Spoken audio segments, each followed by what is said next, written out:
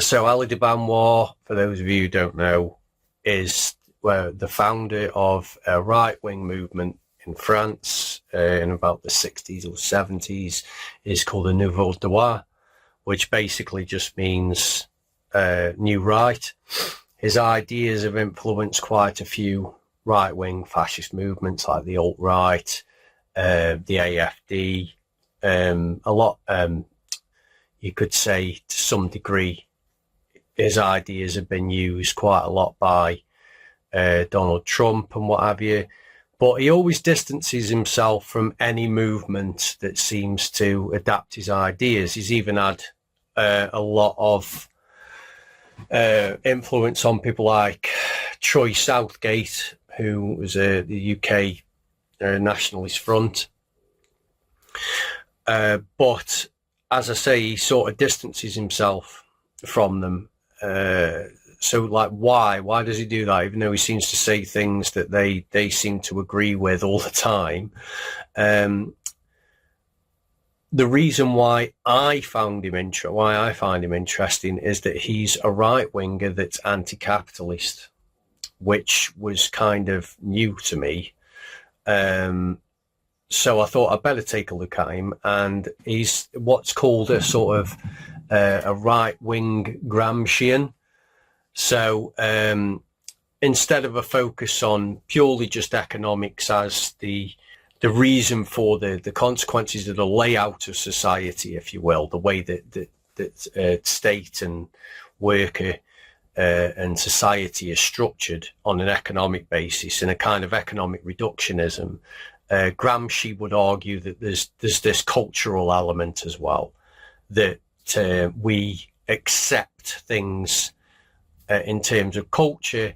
And so this also is something that arises as a problem in later thought, and thought that would influence de Benoist, particularly from Guy Debord and Jean Baudrillard, is this idea that people don't look at the material conditions of their reality.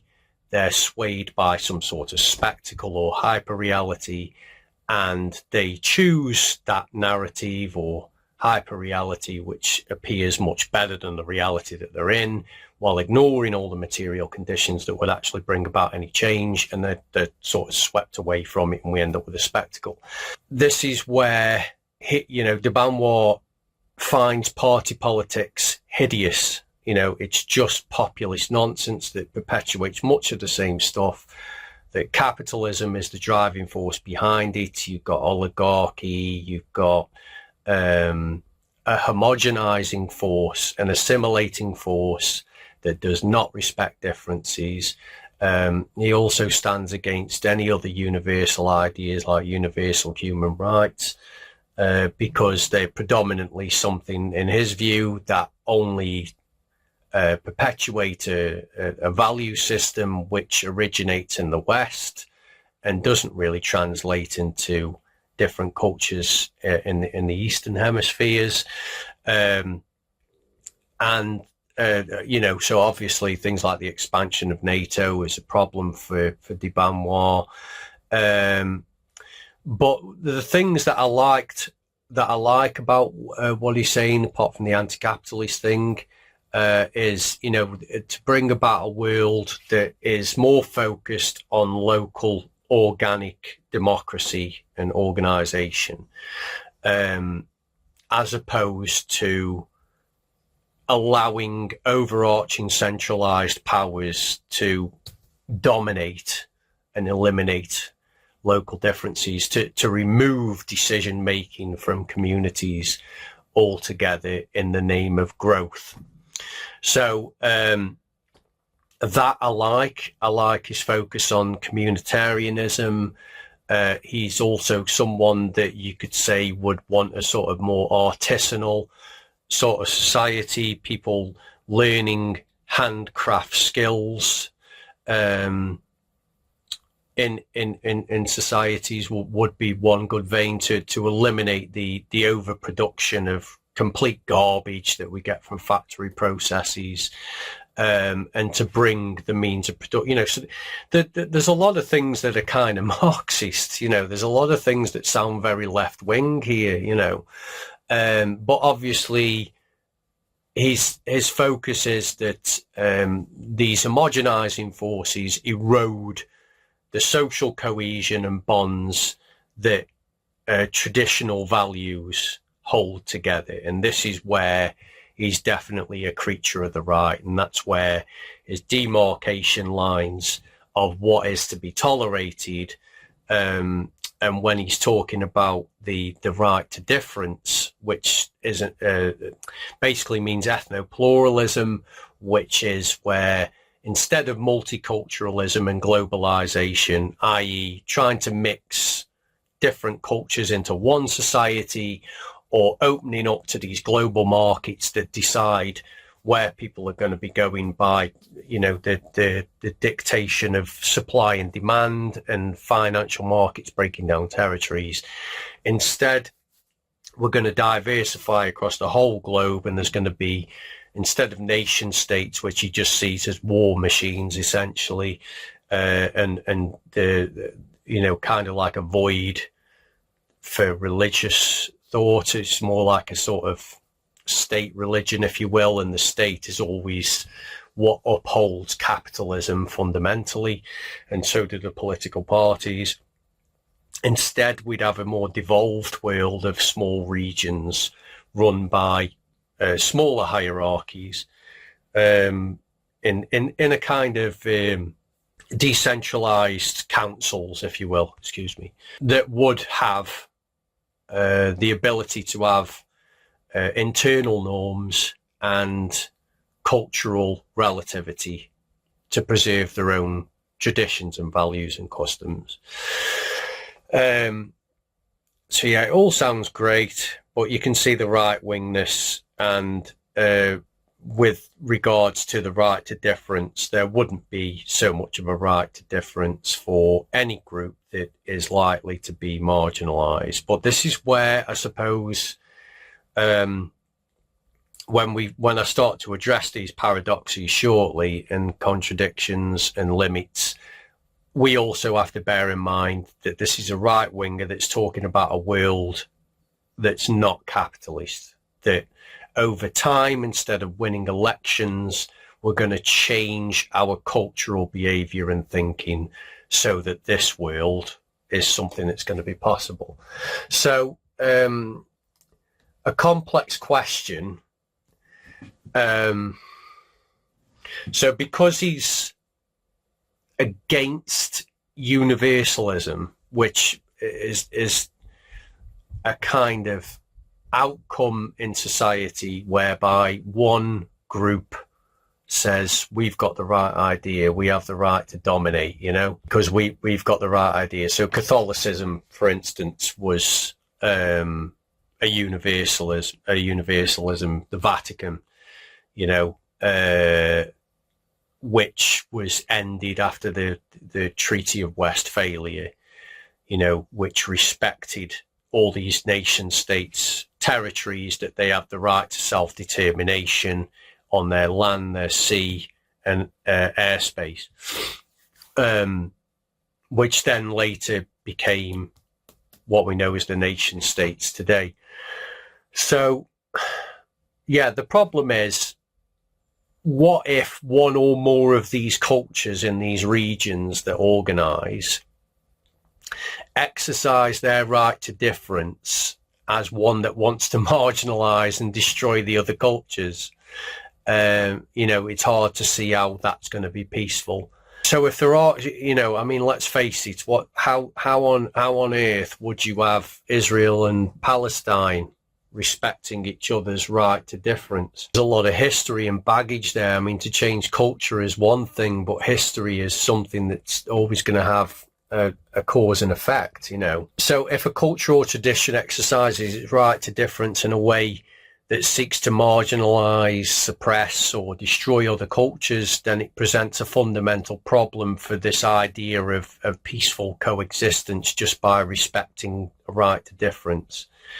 So the situation is often referred to as the paradox of tolerance, which was discussed by Karl Popper, who argued that if a society is unlimitedly tolerant, then it will eventually be destroyed by the intolerant. So in the context of de Benoist's philosophy, the paradox becomes quite acute when you try and translate what he's saying into something that's actually going to be put into practice. His advocacy for cultural diversity and the right of each culture to preserve its distinctiveness hinges on a basic assumption that these cultures will respect each other's right to exist.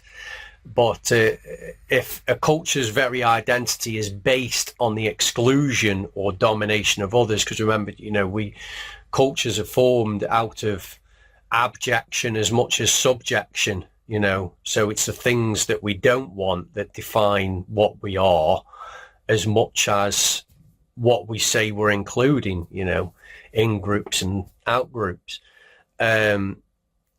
So the framework of peaceful coexistence starts to break apart here. So one thing that he might say is that there will be some mutual recognition and dialogue. So the ideal of a pluralistic world requires mutual recognition and dialogue between cultures. So the right to difference should be exercised with a respect for the differences of others, creating a kind of equilibrium where no single culture seeks to dominate the rest. However, it's more of an aspirational idea than something that's a practical guarantee. I mean, it's assuming a level of goodwill and mutual respect that might not always be present, and these things can get out of hand because, well, look at the world around us. But then again, we've got to also bear in mind, with some benefit of the doubt, that this is not a capitalist world that we're talking about, which capitalist cultures are ones that are about growth, assimilation, domination, arms trades. It's a structure that buries itself beneath other structures that looks eternal and ever present, and that's why fundamentally he's against it, because it's clouding your ability to be able to have self-determination, because it completely undermines it. So cultural relativism and its limits would be another response, that the idea that each culture has its own intrinsic value and should not be judged by the standards of others. So this relativism encounters a significant problem when dealing with cultures that don't reciprocate the same tolerance. And if one's cultural tradition includes practices that harm or destroy other cultures, cultural relativism may fail to provide a basis for preventing such harm. Self-universalism or meta rules. So this might be one solution, where we establish a set of meta rules or soft universal principles that apply to all cultures, and I think you can see here that, even though he criticizes universalism, it's like you can't really live without it. And it's an interesting inquiry that he's got, but it's very difficult to get away from something that becomes fixed when your culture still doesn't sort of put tradition over when it puts tradition over tolerance. So, what one of those meta principles would be the basic respect for the existence of other cultures. So this would not be the same as liberal universalism, which imposes specific values and rights, but rather a minimal set of norms aimed at preserving cultural diversity itself. However, even this approach would likely be seen by de Benoist as a form of universalism, conflicting with his rejection of universal principles. Of course it would. So the practical dilemma is that the right to difference cannot be easily resolved. It can't easily resolve conflicts between cultures, especially when one or more cultures are inherently aggressive or intolerant. So this points to a critical limitation in his philosophy, and it struggles to provide a robust mechanism for dealing with the realities of cultural conflict without some form of overarching legal or moral framework. De Benoist generally opposes these sort of things, but it's difficult to see how a purely pluralistic system can avoid descending into conflict when cultures with mutually exclusive values encounter each other.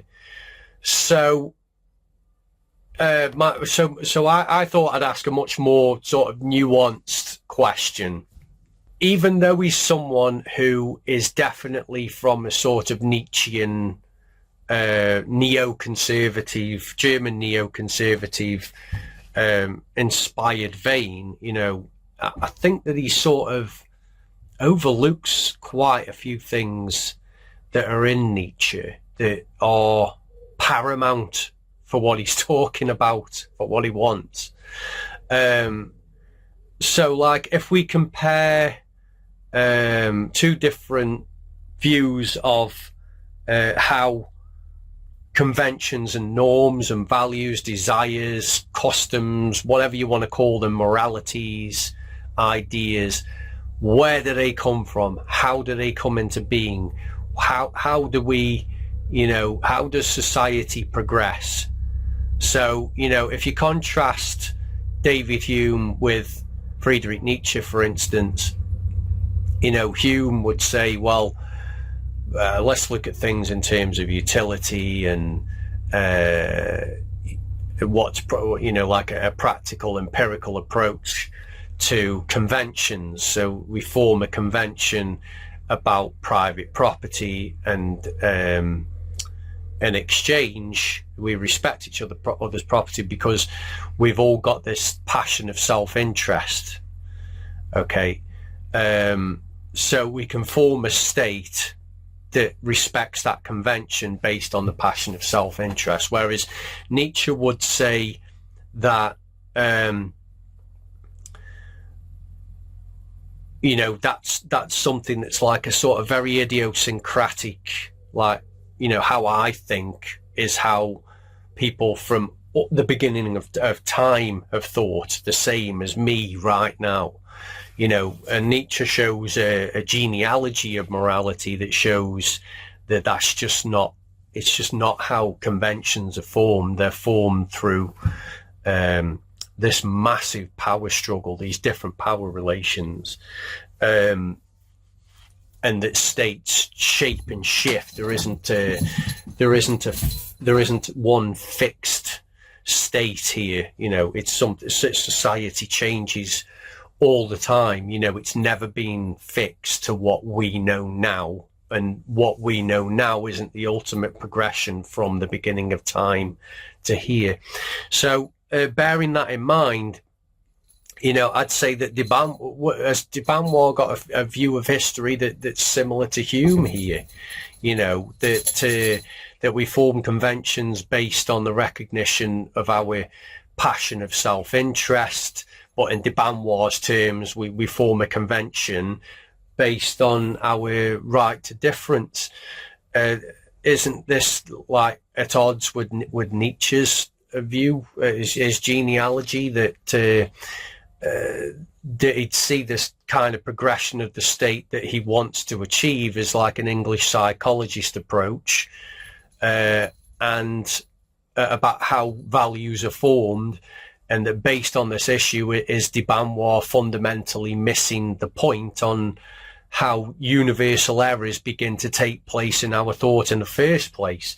So is de Benoist willfully ignoring about you know, how power relations shape society? Is it that it's not just a cultural idea that we just agree on? Is he just ignoring or omitting how cultural values are inherited, much like a kind of genetic lineage? You know, so when you look at it that way, you know, I have to conclude in summary that his philosophy appears to be in tension with both Hume's pragmatic account of conventions and Nietzsche's radical critique of morality and power, But de Benoist's emphasis on the right to difference might oversimplify the complex ways in which cultural values are formed, maintained and challenged. But by not fully engaging with the power relations that Nietzsche emphasized, de Benoist could be seen as missing a critical dimension of how cultural identities and values actually operate in the real world. So if you contrast Humean conventions with de Benoist's cultural identity, de Benoist's approach is less about emergent social conventions based on self-interest and more about preserving essential cultural identities, which contrasts with Hume's more empirical and utility-based approach.